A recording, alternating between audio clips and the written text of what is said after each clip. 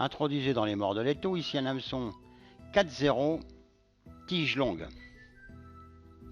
Donc nous allons commencer par l'arrière, celui qui est articulé. Donc on tire un peu sur les fibres pour pas qu'elles aient la même taille. Et on va alterner deux couleurs. Là pour la longueur de la queue, vous mettez 2 fois la rampe de l'hameçon. Bien sûr pour les couleurs vous choisissez. Moi je le fais aussi en bleu. Bleu et noir. Donc pour tous les montages brochets comme ça, on fait toujours une grosse ligature conique et on colle. Colle, ligature sans arrêt. Je vais le montrer une fois puis après c'est pas la peine d'en parler. Vous le savez, vous le faites. C'est tout parce que naturellement avec des brochets là, ça tiendrait pas longtemps. Hein. Donc ici moi j'emploie de la mèche synthétique dit Bubkai synthétique. C'est un peu raide. Donc celle-ci, là, ici la couleur verte est un petit peu mélangée avec du bril.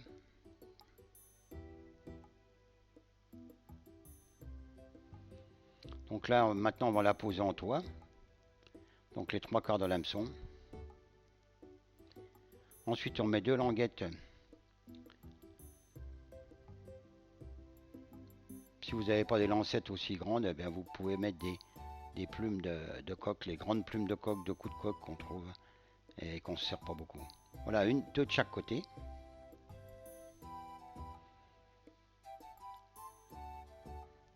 Là, on va mettre fibre jaune avec du bril dedans. Bon, là, le bril est déjà dedans. Hein. Si il n'y en a pas, vous en mettez un peu. Et là, on va doubler.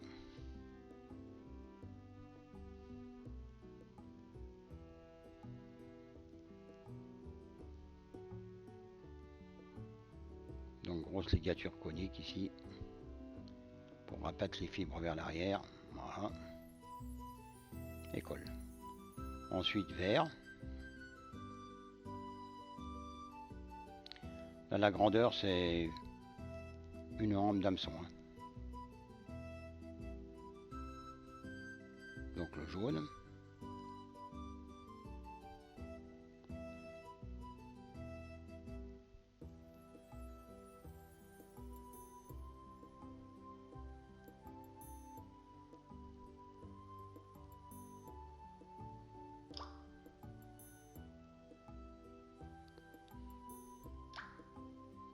Le vert.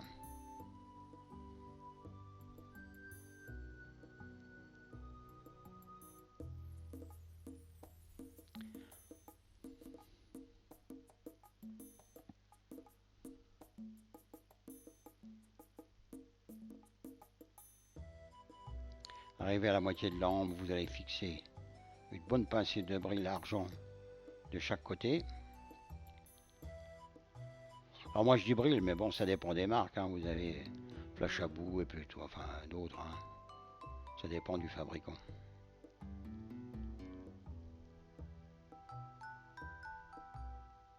Les longueurs on pourra les rectifier après au ciseau. Hein. Ensuite vous fixez une plume là de coque. Là. Ça c'est une badger. C'est la fibre de coque. Plume de coque. De coups de coque, les grandes que... Là maintenant on va mettre un peu plus court. Fibre jaune. Et là on va plus la doubler parce que faut pas qu'il y ait trop d'épaisseur sur l'hameçon comme il est articulé.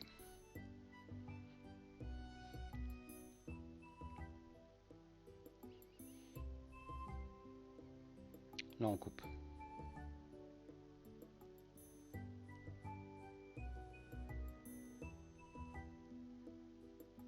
Mettre le vert.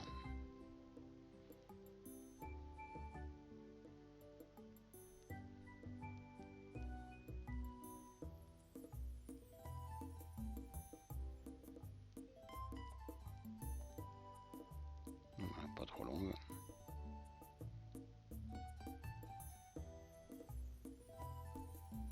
Couvre un peu la jaune quand même. faire une espèce de parasol comme ça à l'entrée. Ça va frotter sur l'eau, ça va donner de l'animation. Là pareil, on coupe.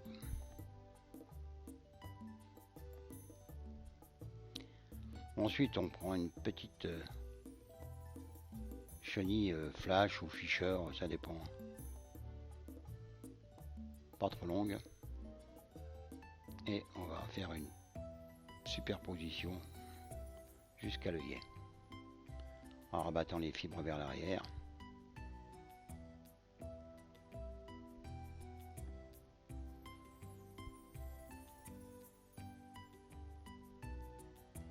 Donc on dégage bien l'œillet. On fait une petite tête.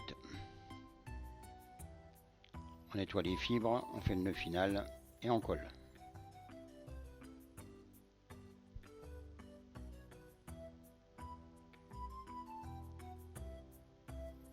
Alors si vous voulez mettre un anti-herbe type poil de balai ou corde à piano, juste avant de faire la chenille, vous le posez.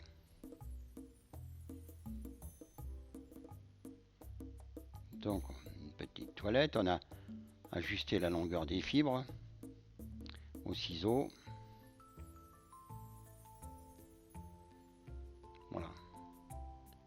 Voilà donc là. On y mettra une petite corde à piano avec des billes que vous verrez tout à l'heure. Corde à piano de 60 centièmes, c'est bien, ou 70. Donc la tête. Moi la tête, je la fais dans un bouchon synthétique. Donc que je creuse et que je taille à la Dremel. Donc ici, j'ai collé réfléchissant vert et de chaque côté, argent. Je creuse, je fais des petits trous aussi, de manière à ce que l'eau passe quand on va tirer. En plus de flopper, ça va faire des petites bulles et des jets d'eau. J'ai collé des yeux, j'ai peint bien sûr, collé les yeux, et ensuite tout ça c'est verni plusieurs fois. Ici c'est le trou pour passer les pattes, petit élastique qu'on mettra à la fin. Un hameçon 4-0 pareil, et emprisonné et collé à l'intérieur. Donc vous voyez l'hameçon de queue, je mets une corde à piano ici et 3 billes. Elles sont libres, c'est des billes en plastique. On peut les mettre en verre, ce qui est bien aussi. Et ça bouge et ça va faire un peu de bruit.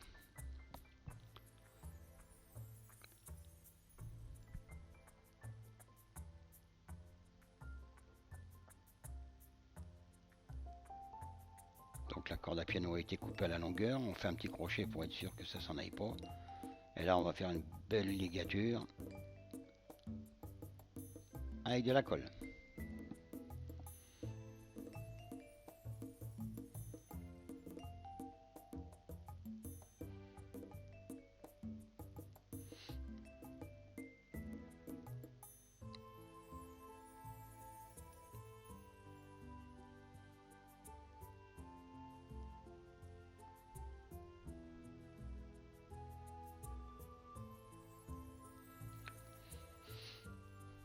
Voilà, donc c'est presque les mêmes éléments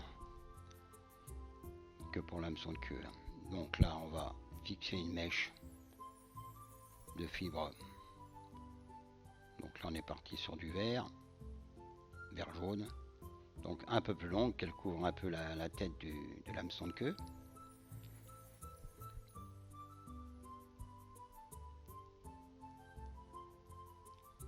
Donc on en met comme ça en toit de chaque côté. Et puis sur le dessus, mais on coupe parce que si on le double ça va faire trop gros après, donc on coupe et on repose.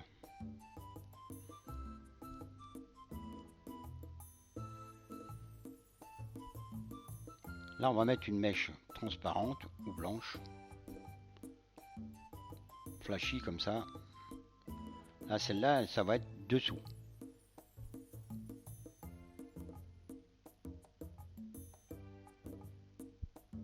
C'est une des seules mèches qui va traverser l'hameçon.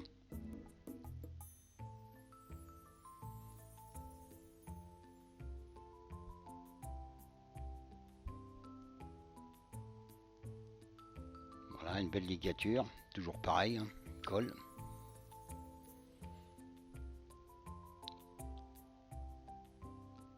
On va fixer quelques fibres rouges de chaque côté. Bon, ça imite du sang ou bien des huiles, ça dépend. C'est un attractant, quoi. Voilà, vous voyez, de chaque côté. Donc ligature. Elle a une petite mèche assez longue, noire, pour faire le dos. On le vrille un tout petit peu au niveau de la ligature pour y mettre un peu de colle. Ça va le tenir et faire un filet. Là, une fois que c'est fini, bah, vous mettez une chenille comme à l'autre, la même chose.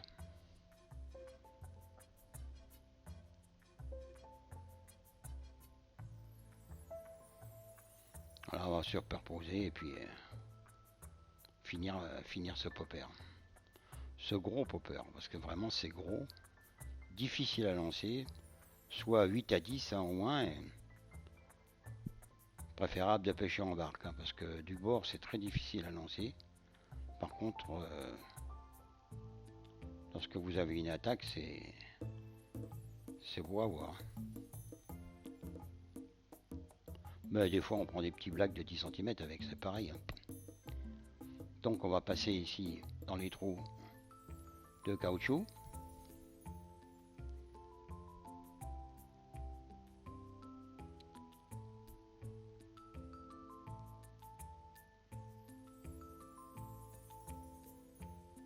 Voilà la longueur, pas trop longue quand même. Allez, une petite goutte de colle.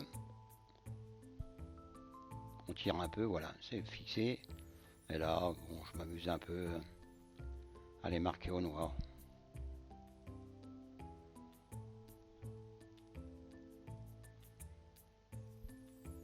Vous avez un autre film hein, de montage d'un gros popper aussi bleu.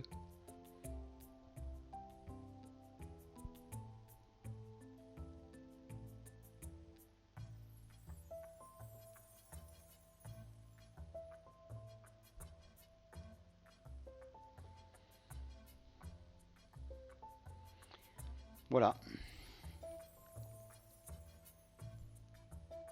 Là, vous voyez, on est presque à 12 grammes. Hein. Donc c'est du mastoc. Hein. C'est du lourd, une fois mouillé en plus, 20 cm de long. Ça fait du bruit. Ça nage, ça ondule. Proximité des herbiers. Là, ici, on est sur du gros. Voilà. Bon montage et à vos étaux.